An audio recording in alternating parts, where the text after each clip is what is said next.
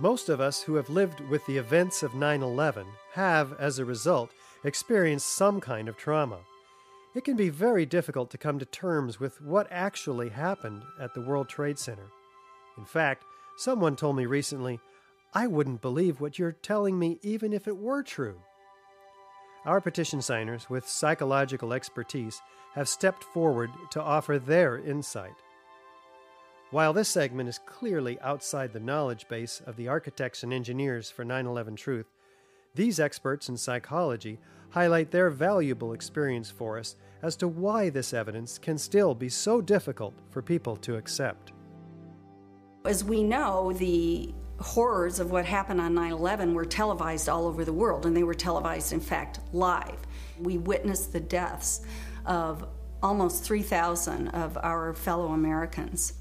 We know this had a very severe and traumatic impact on a majority of the population. At this point, we have 9 years of hard scientific evidence that disproves the government theory about what happened on September 11th, and yet people continue to be either oblivious to the fact that this information exists or completely resistant to looking at this information.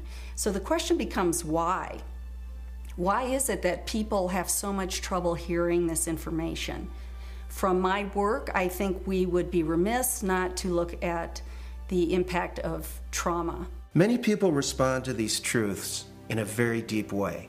Some have a visceral reaction like they've been punched in the stomach. To begin to accept the possibility that the government was involved is like opening Pandora's box. If you open the lid and peek in a little bit, it's going to challenge some of your fundamental beliefs about the world. If we can think of our worldview as being sort of our mental and emotional home, I think all of us will do just about anything to defend our homes, to defend our families.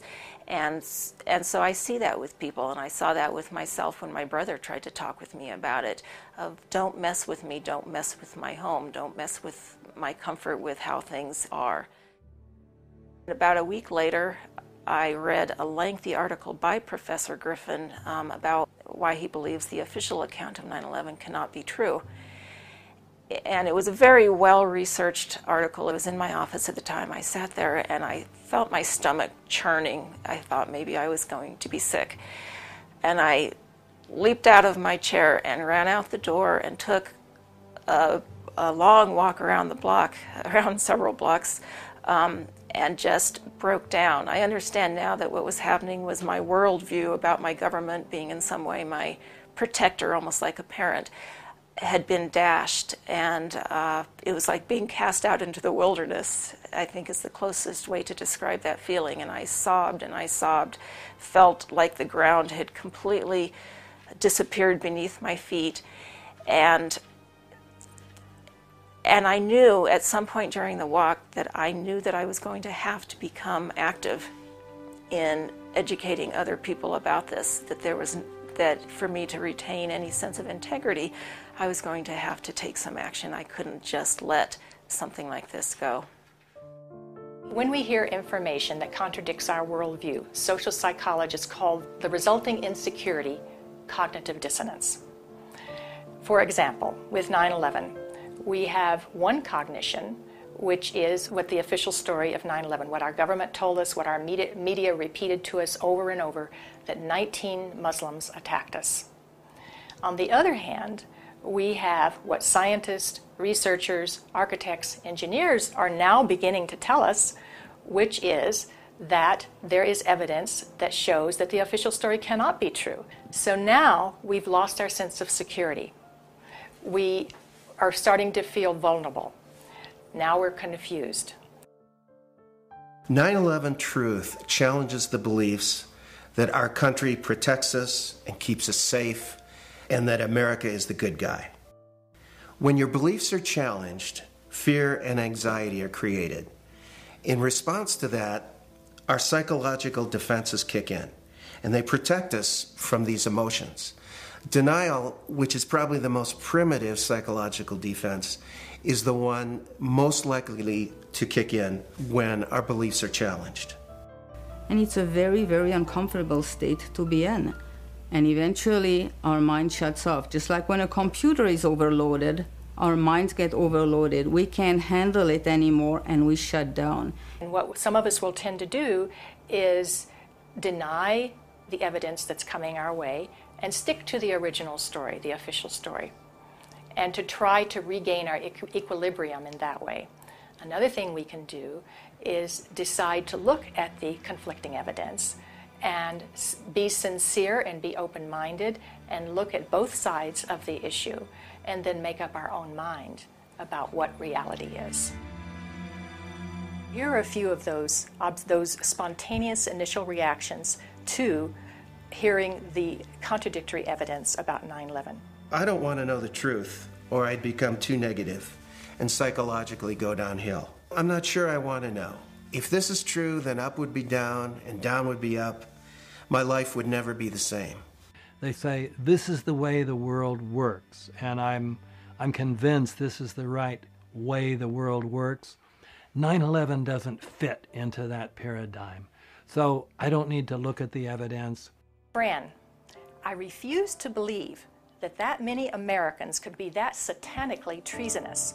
Someone would have talked. But these are beliefs. They are not scientific facts. But these beliefs do keep us from looking at the empirical evidence.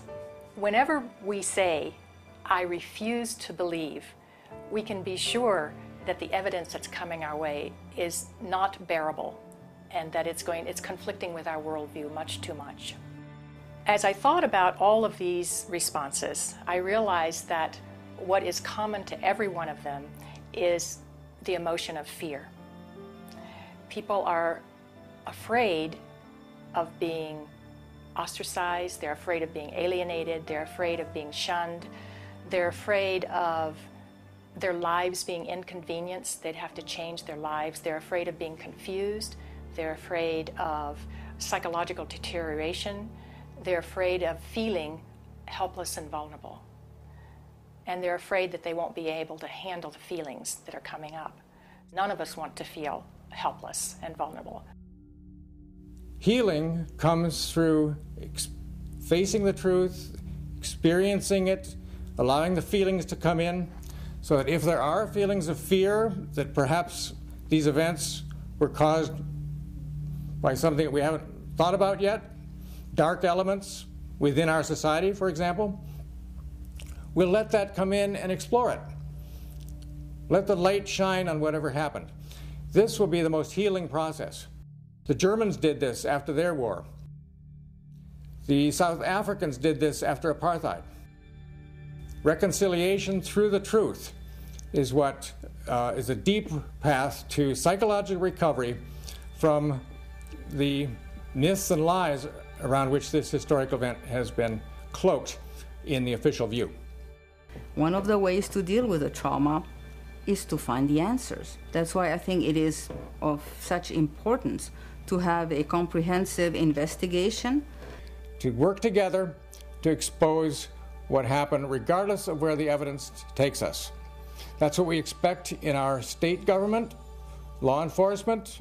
I think that by putting science together with the law, we will have a psychological healing around the impossible cognition that has been produced on that day. After World War II, part of the way that Jewish people honored the dead was by making sure that the truth was known and that the value of these people was respected.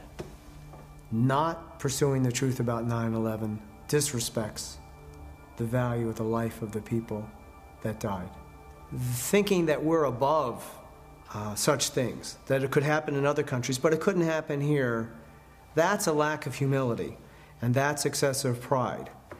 And so not being able to see our dark side or our weaknesses is the most dangerous thing. A feature of American history that makes us particularly liable to this pride is this notion that's called exceptionalism, that America is the exceptional nation. And that began from the beginning. As this country was formed, the people would say, well, there was so much evil in the European countries, so much cheating, so much lying, so much using the people for the rulers' purposes, but not in America. We have leaders that are free from those sins. So I think this has made 9/11 particularly difficult for Americans. So we need to understand that questioning is patriotic. Questioning is what we're supposed to do as citizens. That's our duty. One thing that has become important for me personally is to educate myself, is to take responsibility.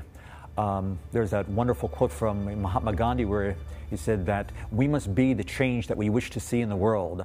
When we come to the national level, when something like 9/11 happens, we need to be sure that we have a real investigation into who the perpetrators are, and then we need to be sure that those perpetrators are held legally accountable. It's part of the healing process on the individual level as on the collective level.